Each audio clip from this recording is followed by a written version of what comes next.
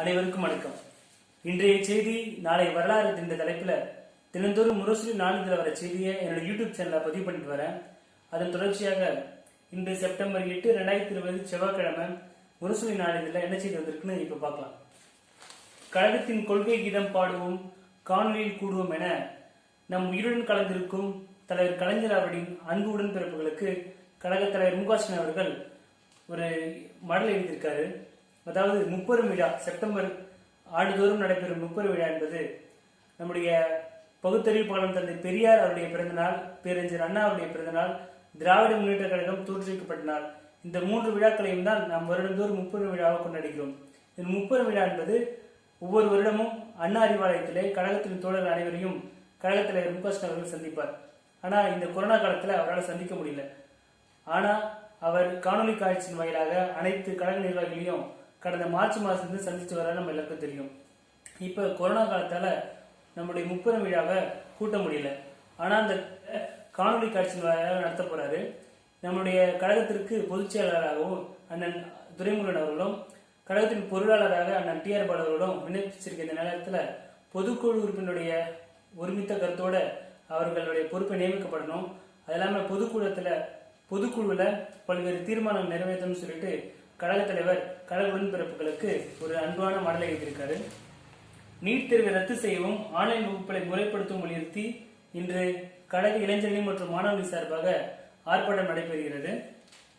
இந்திய மக்களின் அடிப்படை உரிமைகளை போற்றி பாதுகாக்க துணை நின்ற கேசவானந்த பாரதி மறைவுக்கு தலைவர் மு.க.ஸ்டாலின் அவர்கள் இரங்கல் செய்தி தெரிவித்திருக்காரு. திமுகவை பெரும்பான்மை மதத்தின் விரோதியாக சித்தரிக்க துடிக்கும் மதவெறி சக்திகள் தான் இந்துக்களின் எதிரி, தமிழர்களின் எதிரி என தமிழ்நாடு முஸ்லிம் முன்னேற்ற கழகத்தின் வெள்ளி விழா நிகழ்ச்சியில் கழக தலைவர் மு.க.ஸ்டாலின் அவர்கள் உரை நிகழ்த்தியிருக்காரு. காணொலி காட்சியின் வாயிலாக திமுகவின் பொதுக்குழு கூட்டம் நாளை நடைபெறுகிறது என கழக தலைவர் மு.க.ஸ்டாலின் அவர்கள் அறிவிப்பு வெளியிட்டிருக்காரு.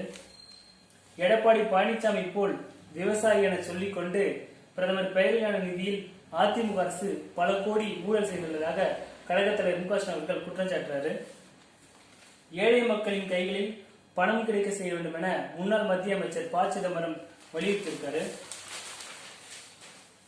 கொரோனா நோய் தொற்றால் பாதிக்கப்படும் ஆசிரியர், அரசு ஊழியர்கள், ஓய்வூதியர்களுக்கு மருத்துவ காப்பீட்டு நிறுவனங்கள் சிகிச்சை கட்டணம் வழங்க வேண்டும் என கழக தலைவர் மு.க.ஸ்டாலின் அவர்கள் தமிழக அரசுக்கு வலியுறுத்தியிருக்காரு. உடல்நலை பாதுகாத்துக் கொள்ள தொடர்ந்து வலியுறுத்தி வருகிறேன் என கழக தலைவர் மு.க.ஸ்டாலின் அவர்கள் சர்வதேச இணைய வழி மரத்தன் ஓட்டு நிறைவு விழாவில் தன்னுடைய பேச்சாக சொல்லியிருக்காரு.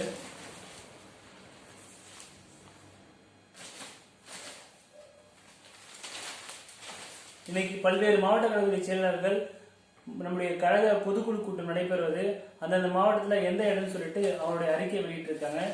என்னென்ன மாவட்டம்னு பார்த்தா நெல்லை மத்திய மாவட்டம், அந்த மாவட்ட கழக செயலாளர் சொல்லியிருக்காரு. வேலூர் மேற்கு மாவட்ட திமுக பொதுக்குழு கூட்டத்துக்கு அந்த மாவட்ட பொறுப்பாளர் தேவராஜ் சொல்லியிருக்காரு. அதே போல